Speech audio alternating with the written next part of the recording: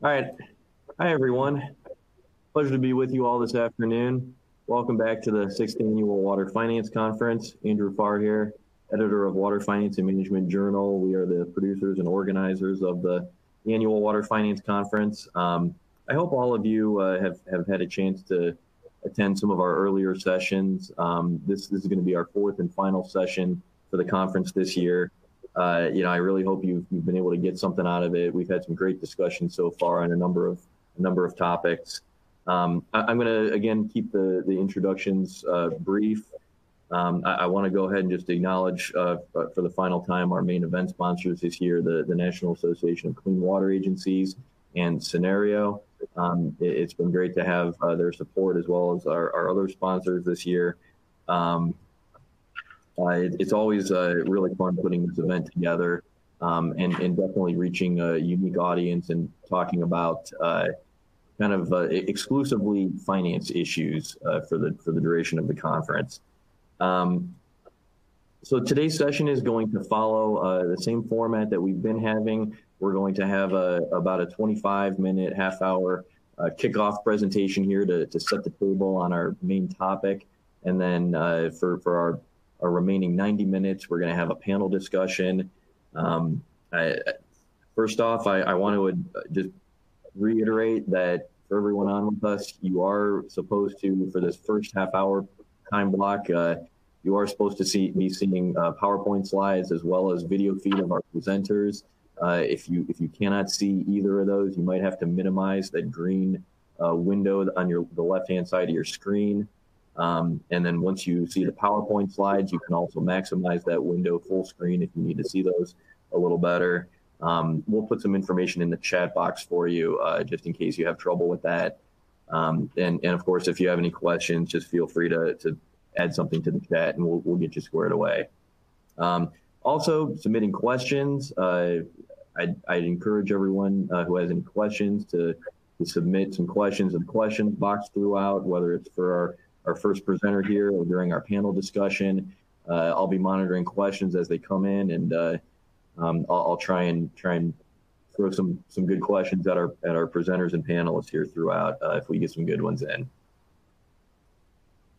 So with that, just to kind of set the table on our topic area today, we wanted to get into privatization, consolidation, and regionalization.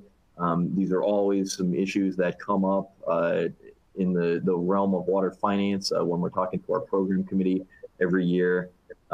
So we're going to have a presentation that covers a little bit of that, and then our panel discussion afterwards is we're going to get into some of the pros and cons of public utility management versus more of an investor-owned model. And like I said, some of the pros and cons of each of those. We're going to have some differing viewpoints, so that should be a good discussion as well. So let me go ahead and bring in our first presenter. We have Jason Mumm, Principal Consultant of FCS Group. Jason has 22 years of financial and economic experience for water, wastewater, and stormwater utilities. He's a nationally recognized expert in utility rates, fees, and charges. And in fact, he's the current chair of AWWA's Rates and Charges Committee.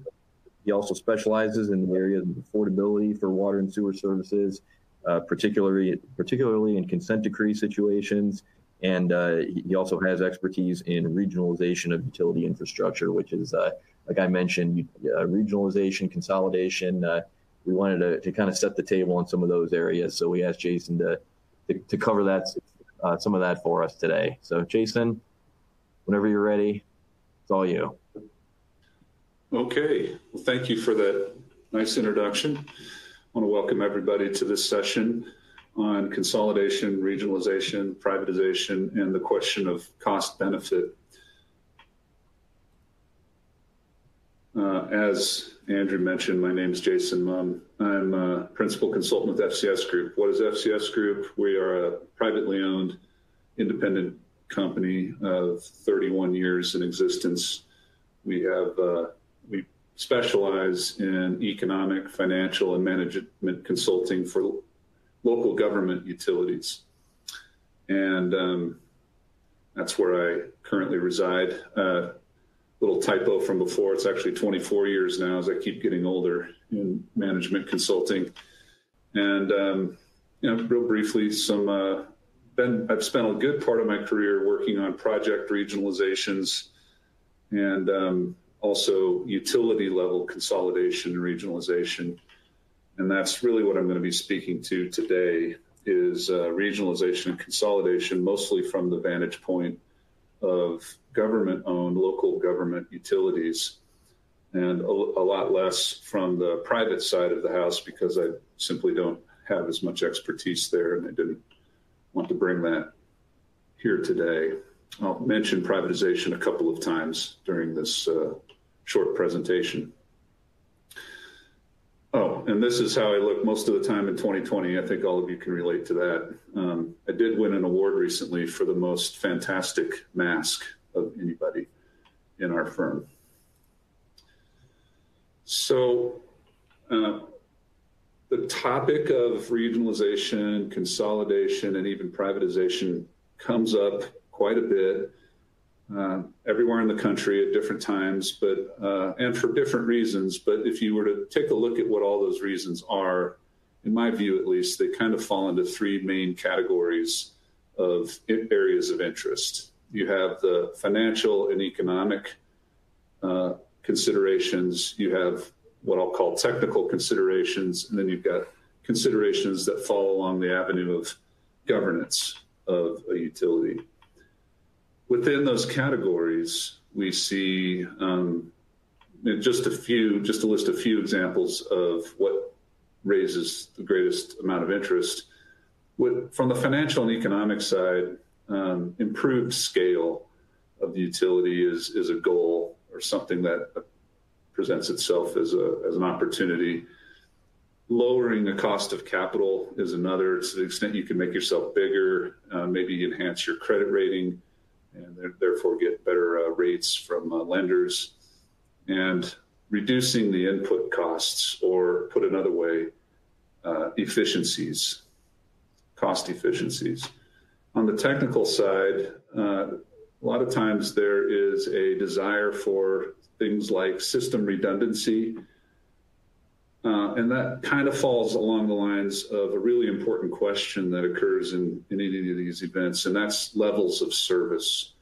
Whether that can be improved through a regionalization effort or not is often one of the bigger considerations. And as we'll see a little bit later in the presentation, whether that's changing or not has a lot to say about what the cost function will look like under a consolidation. Resource management is another area where consolidation can make a lot of sense, especially if you're dealing with where I live, which is in the Western United States, where the source of water tends to be very scarce. Managing those resources together in a more regional fashion has a lot of advantages over what we might call ruinous competition among multiple providers trying to go out and secure the same sources of supply in competition with one another. And from the governance side, there's usually a good deal of conversation about the idea of inclusiveness in the decision-making that goes on with a water or sewer utility, and how that can change under a consolidation. There's a lot of pluses to that, and as we'll see a little bit later, there's also some minuses in certain cases.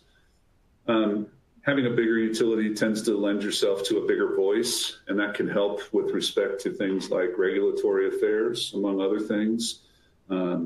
Just gives you a larger voice in what's going on the regional, state level, or even national scale. And economic development comes up often in these, that if you can leverage your utility functions and utility capacities together, that you can kind of raise all the boats in a region and use that consolidated utility as a tool in your economic development activities for a broader benefit throughout the region. So, consolidation attracts interest because we perceive benefits in at least one of these three areas. And generally, it's more than one of them when you get right down to it. But what I'm going to talk about most today is the financial and economic considerations, because what we encounter a lot is, even though there's a lot of interest in things like levels of service and economic development or inclusiveness of governance, that at the end of the day, the cost benefit has to make sense so that people can move forward and do it with clear conscience and make sure that they're not going to be hurting anybody in the process of doing this by way of higher costs and larger bills. So along the lines of how we look at economic benefits, I have to bring back some of those charts that you always hated to look at in your Econ 101 course, but this is actually really useful for telling the story here. In a consolidation of utilities, at least, and I might mention that there are many modes of regionalization and consolidation. They can occur at a small level where we're talking about consolidating, regionalizing, or sharing in responsibility for things as small as a project, something that happens to have shared benefit for a number of utilities in an area. All might pitch in on paying for that project on a capital side, and even pitching in on a joint operation in some cases, and that's perfectly valid too. What I'm really talking about mostly today is the mode of utility level consolidation, but just be aware that a lot of what I'm talking about can apply all the way down to some of those smaller modes just as easily. At any rate, at a utility level consolidation, a couple of key forces are at play in this that drive how a cost benefit will work out. One definitely is improvement of scale, and that simply relates to, as you consolidate, you bring customer bases together, and those customer bases increase demand.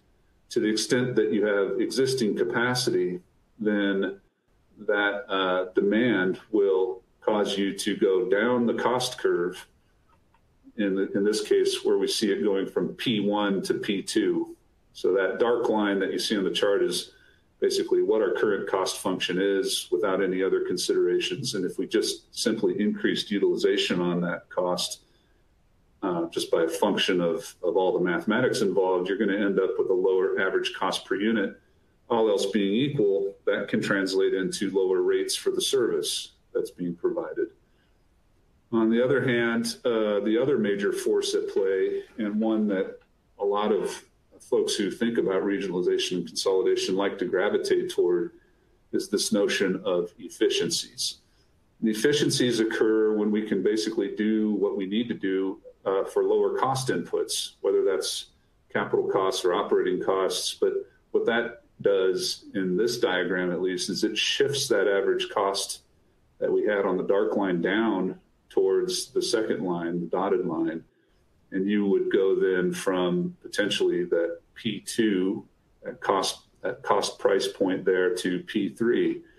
And that's sort of the, what I would call the holy grail of consolidation, is if you can really achieve both of these things, both the improvement in scale, which should come naturally from the consolidation, but also gaining some kind of input efficiency, then you probably are going to be looking at a lot of wins across the board there, and a really good outcome for everybody.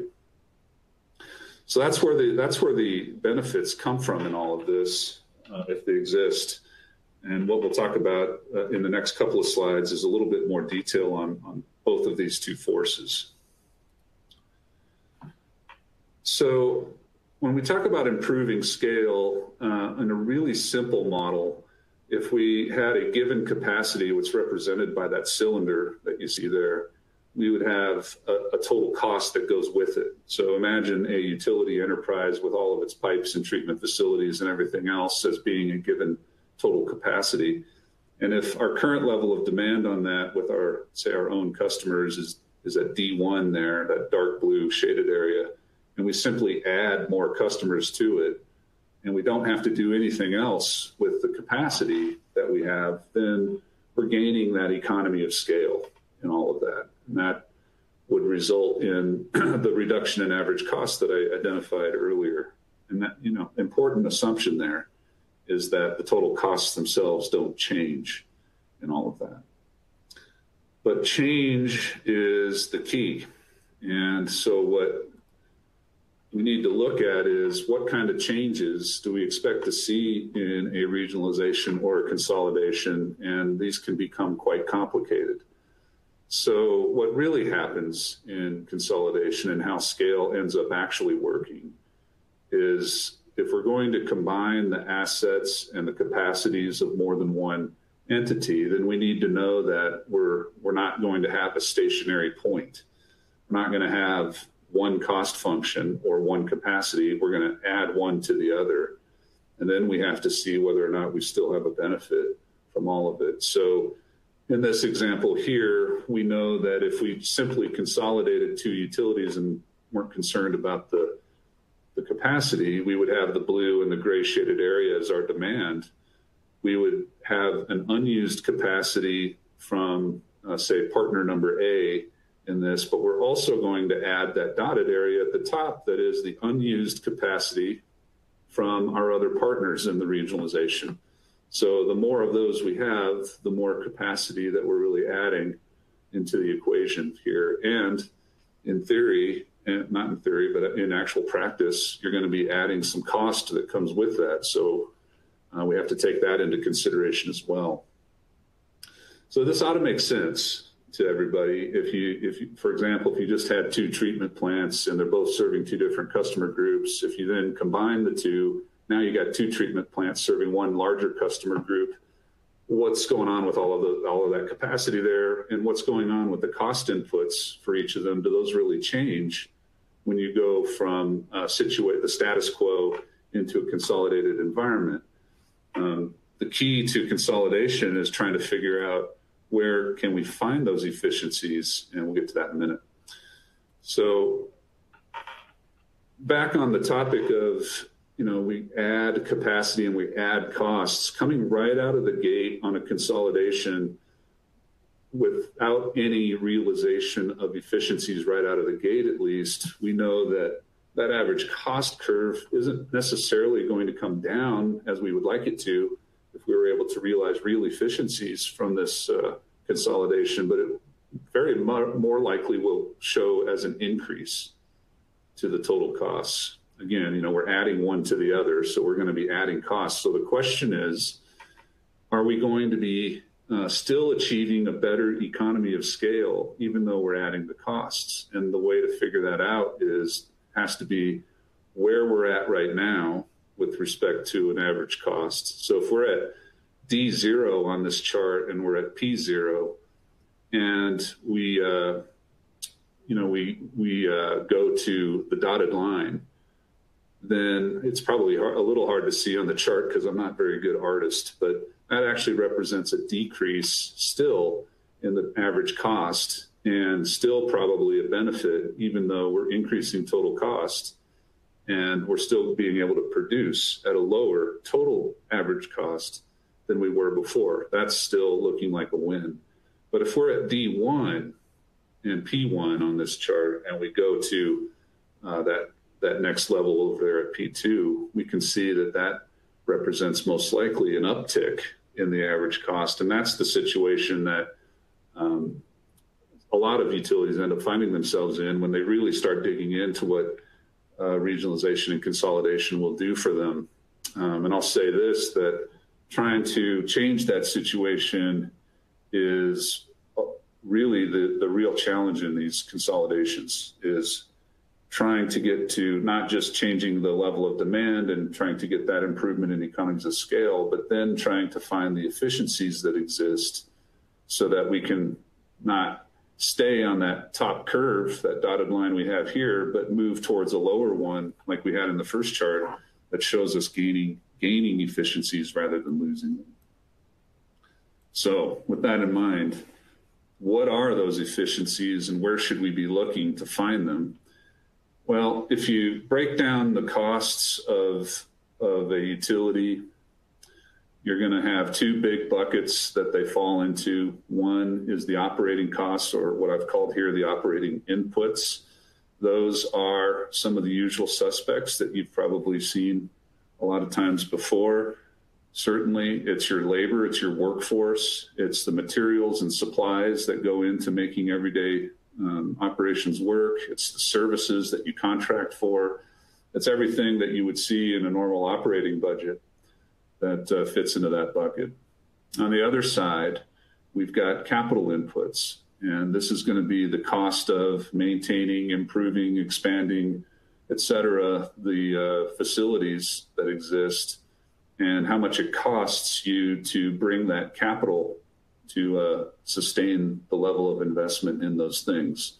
So a borrowing cost, for instance, is part of the cost of capital. A couple of examples here. So if we're looking for efficiencies on the operating side, an example of an operating efficiency is with consolidation, perhaps the size of the orders for chemicals or other supplies increases, and that maybe results in you getting better pricing proposals from your vendors. So you end up with lower prices for these things, and that ends up reducing some of the cost inputs that you have.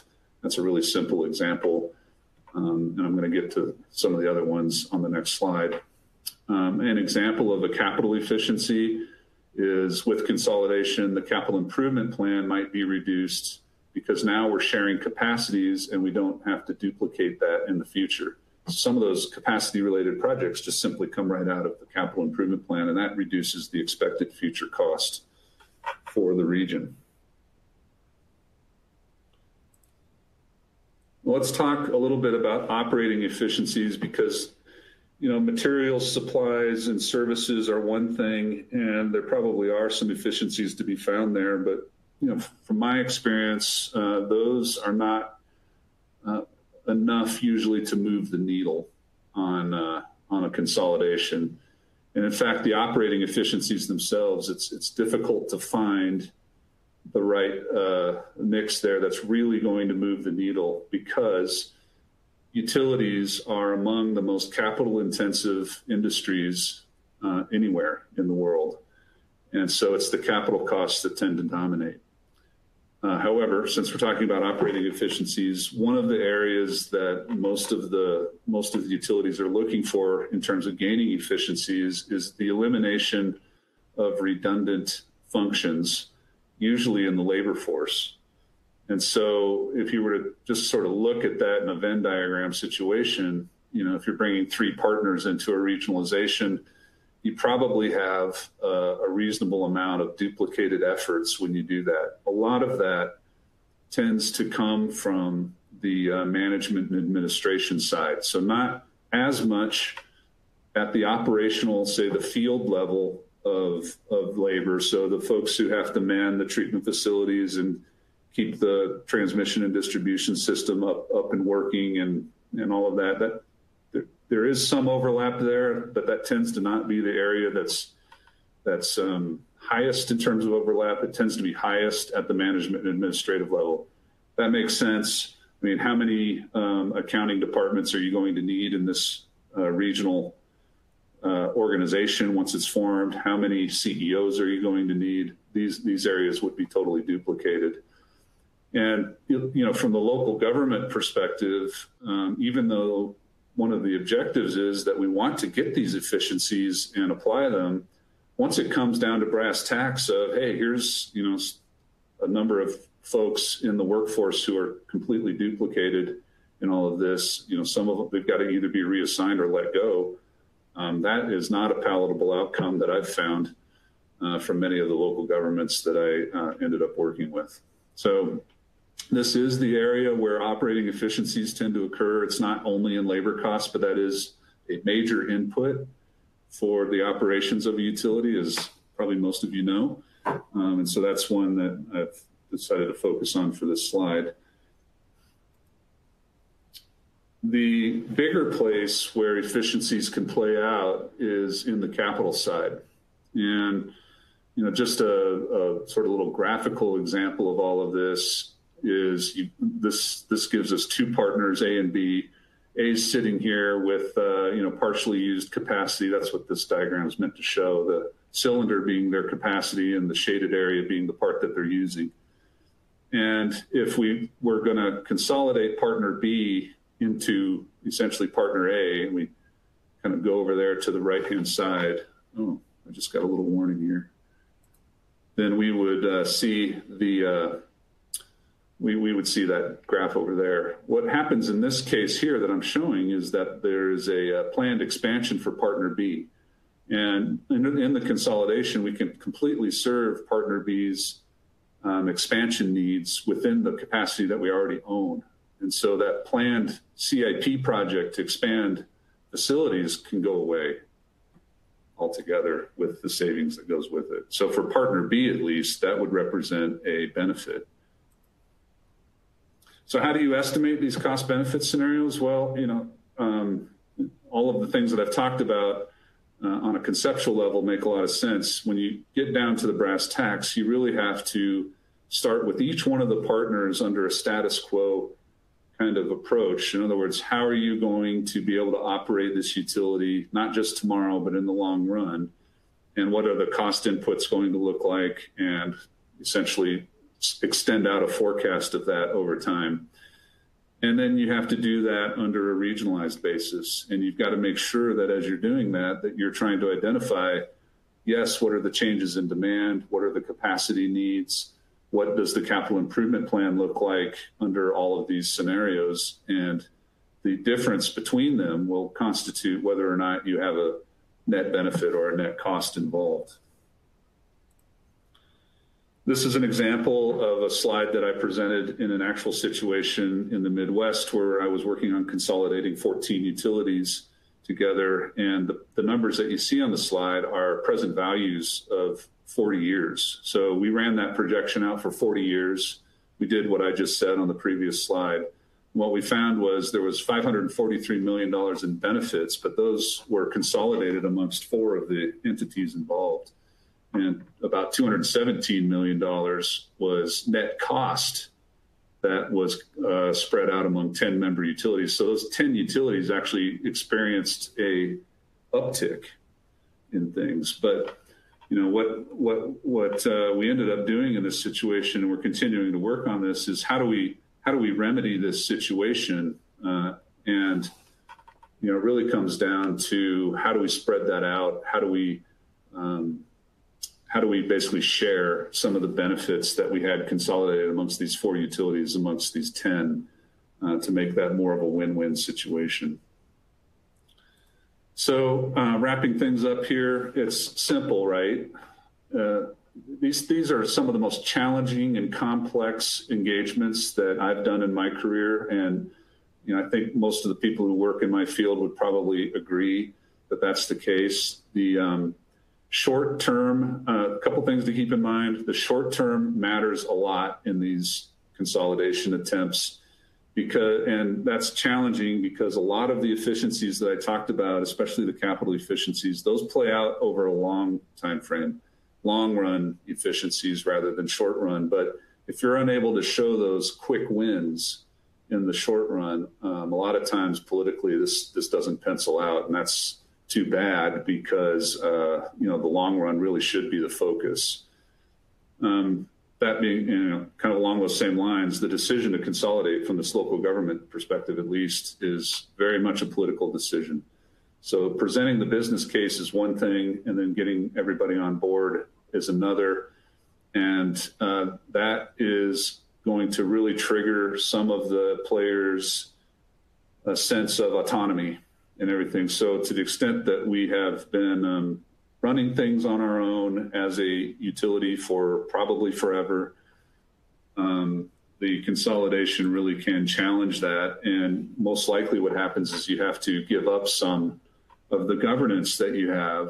And and so doing that really is challenging for a lot of local governing bodies, as you might imagine.